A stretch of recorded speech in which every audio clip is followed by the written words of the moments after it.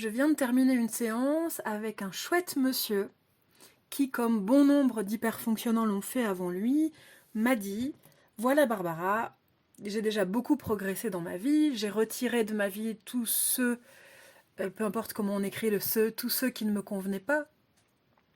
J'ai rajouté dans ma vie, fait entrer dans ma vie des choses qui me ressemblent vraiment, qui me correspondent, qui correspondent à mes aspirations, à mes valeurs, à qui je suis. Et pourtant, si vraiment j'accepte de regarder les choses en face et de me regarder en face, ça manque de sens. Ça continue à manquer de sensation, de kiff pour moi. Je suis encore aujourd'hui en train de chercher un degré supérieur de joie, un degré supérieur d'amour. Le fait est que j'en veux toujours plus, ça n'est jamais assez et ça me paraît toujours trop fade. Tout me paraît toujours trop fade. Cet homme est tout simplement victime de ce que l'on appelle couramment la nostalgie de l'ailleurs et j'aimerais vous en parler. Qu'est-ce que c'est ? Et surtout, quoi faire pour désactiver cette nostalgie de l'ailleurs et enfin se satisfaire d'être sur Terre le temps d'une vie, le temps d'une incarnation. Si le terme nostalgie parlera à tout le monde, de quel ailleurs parle-t-on ?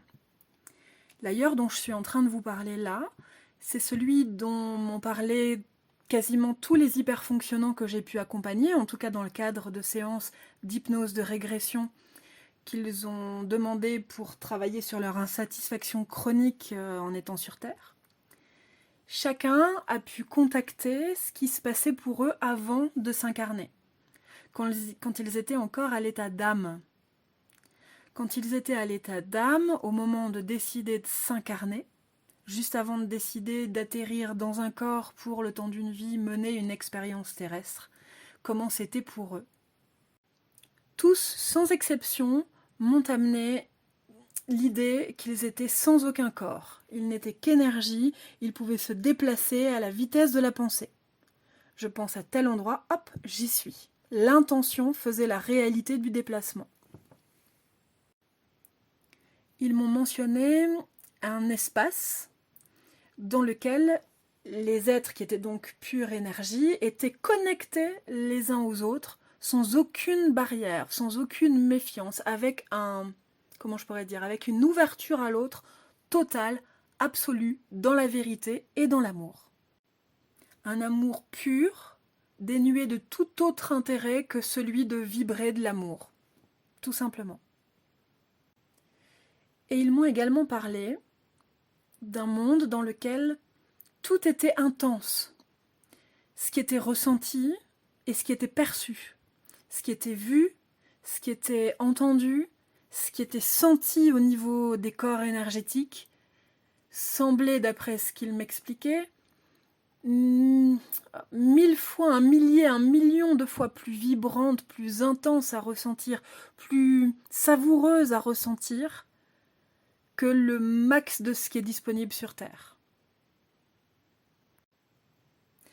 Et là, je vous parle de ça de manière assez neutre, mais quand ils ont les yeux fermés et qu'ils sont ces clients-là dans leur expérience, je peux vous garantir que ça se lit sur leur visage à quel point c'est succulent d'être là-bas, à quel point c'est parfait d'être là-bas, à quel point là-bas, c'est exactement ce qu'ils recherchent sur Terre. Enfin, ce qu'ils recherchent sur Terre sans jamais le trouver, puisque ça n'est pas sur Terre. On peut comprendre qu'il y a quand même de quoi être frustré quand on a connu ça. C'est sûr que l'expérience terrestre, ça paraît un peu fade à côté.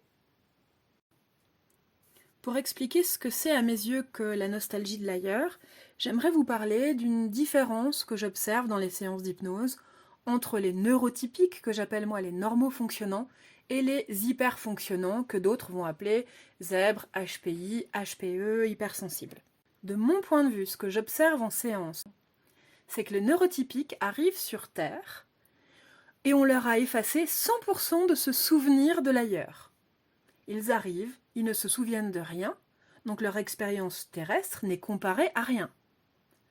Ils ne peuvent pas se dire que le corps c'est chiant, puisqu'ils n'ont aucun souvenir de ne jamais avoir eu de corps auparavant. Ils ne peuvent pas trouver que ça manque d'amour ici, puisqu'ils n'ont aucun souvenir d'un monde ou d'une vie dans lequel il y en avait plus.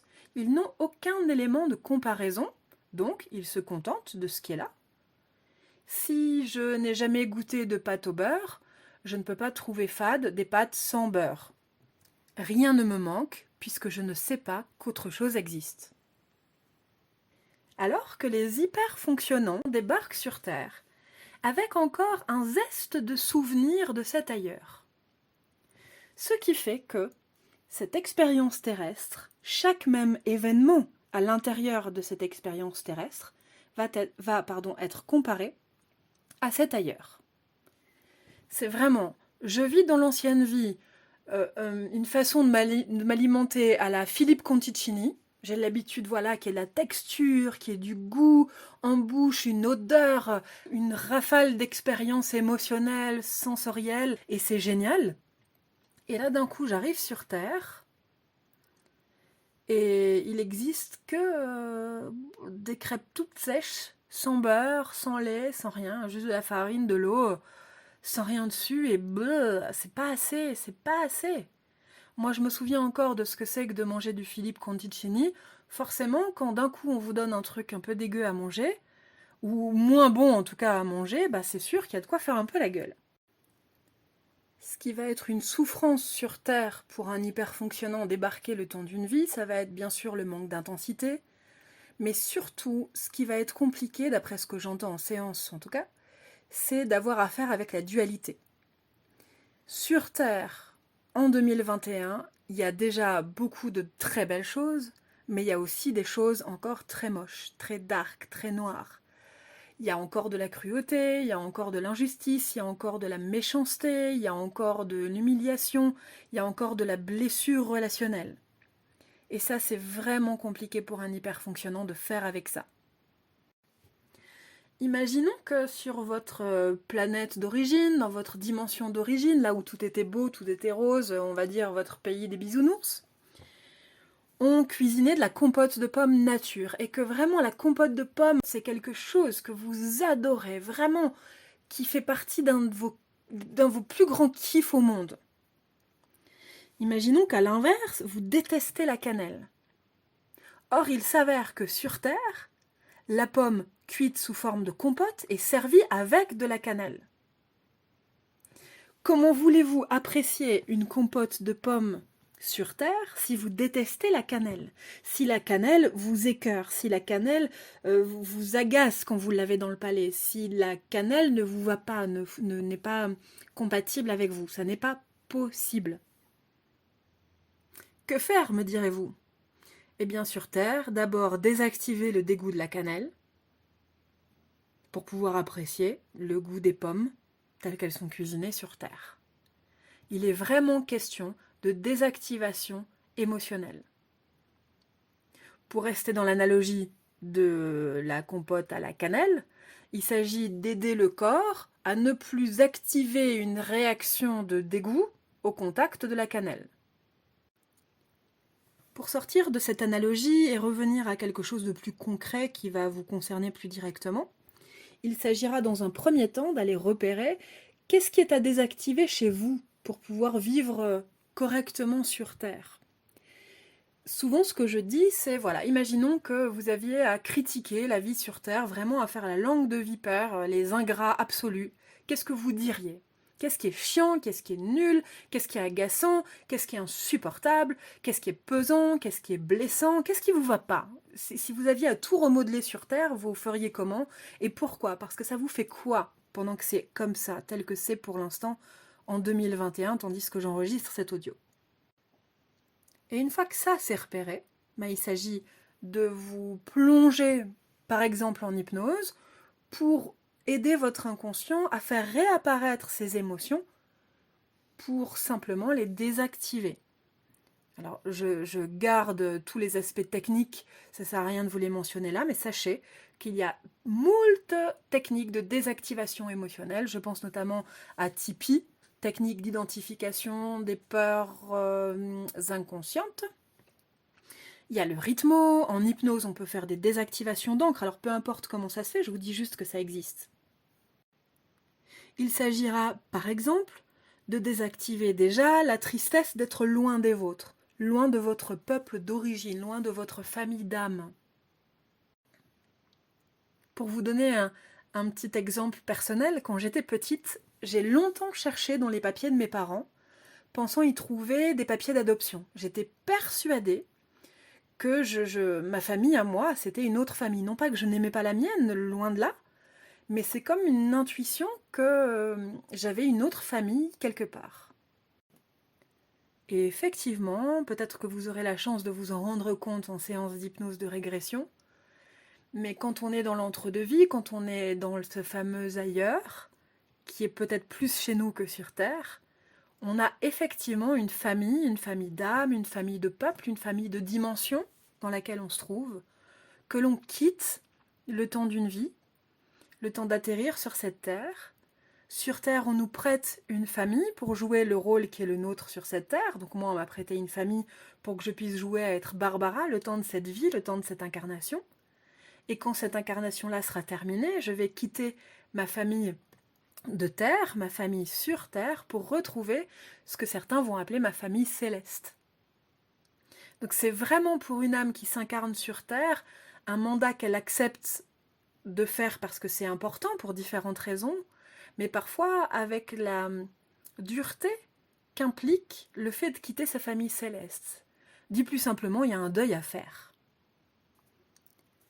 Vous pourrez également, autre exemple, désactiver le mal que ça vous fait d'être dans un monde de dualité, la tristesse que ça vous fait de voir qu'il y a encore aujourd'hui sur Terre autant d'injustices, autant de tristesse, autant de violence, autant de peur, autant de violence, c'est vraiment le terme.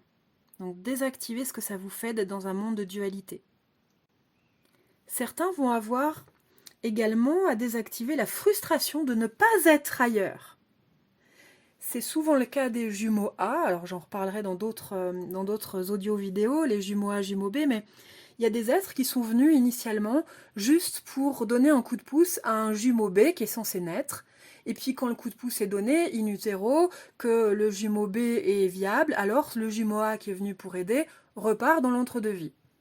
À l'échelle d'une âme, il était censé débarquer 3 secondes sur Terre pour aider et repartir ailleurs, dans l'ailleurs, pour faire ce qu'il avait à faire, pour faire ses affaires. Dans certains cas, le jumeau A se retrouve piégé sur Terre. Il accepte parce que le jumeau B plante l'expédition, décide de ne plus accepter, de ne plus honorer le contrat pour lequel il était descendu. Le jumeau A, un peu à contre-cœur, accepte de prendre sa place, de le relayer et de s'incarner. Sauf que ça peut engendrer à l'échelle de l'humain, qui paraît vraiment, ça paraît long à l'échelle de l'humain une vie, hein. À l'échelle de l'âme, on dit que 95 ans terrestres, c'est l'équivalent d'une journée, avec une impression d'âme. Quand on est sur Terre, la journée, elle paraît longue, hein. Une journée de 95 ans, il faut se la farcir quand même, il faut se la coltiner. Donc souvent, le jumeau A va arriver sur Terre avec un manque de repères, qu'il s'agira de désactiver la panique d'être sans repère, mais aussi, et peut-être même surtout, désactiver la frustration de ne pas être ailleurs en train de faire ce qu'on avait prévu de faire. Je parlais de jumeau A, jumeau B. Si vous êtes un jumeau B, qui est un jumeau A qui pendant un temps est venu vraiment vous aider, être aux petits soins pour vous, pour être sûr que vous puissiez naître dans les meilleures conditions possibles, il serait de bon ton d'aller désactiver cette mémoire, cette trace qu'a pu laisser l'abandon de ce jumeau A. Le moment où, parce que vous alliez bien, il s'est barré. Il y a comme ça plusieurs autres choses qu'on peut désactiver. Tout dépend de la personne, de comment est-ce qu'elle vit son expérience sur Terre, de ce qui lui manque de l'ailleurs. On pourrait résumer en disant qu'il s'agit tout simplement d'aller désactiver cette nostalgie de l'ailleurs. Une fois tout ça désactivé, ce n'est pas que vous trouvez merveilleux le mal sur cette terre, la violence, le fait qu'il y ait du dark ici, pas du tout. Vous avez toujours conscience que c'est quand même pas terrible, mais ça ne vous affecte plus émotionnellement. Vous observez les choses sans en être affecté. C'est comme pouvoir à nouveau goûter la joie de manger des pommes cuites, cuisinées avec amour sous forme de compote, bien qu'elles contiennent de la cannelle. Pour ma part, je m'appelle Barbara Verhaeghe, je suis psychothérapeute. J'accompagne tout particulièrement les adultes atypiques dans leur expérience terrestre. Je vous donne toutes les informations sur la psychothérapie active que je vous propose, ainsi que sur les audios utiles, notamment en matière de gestion des émotions, pour mieux assumer son côté hyper fonctionnant et autres. Je vous donne toutes les infos en description de cette vidéo.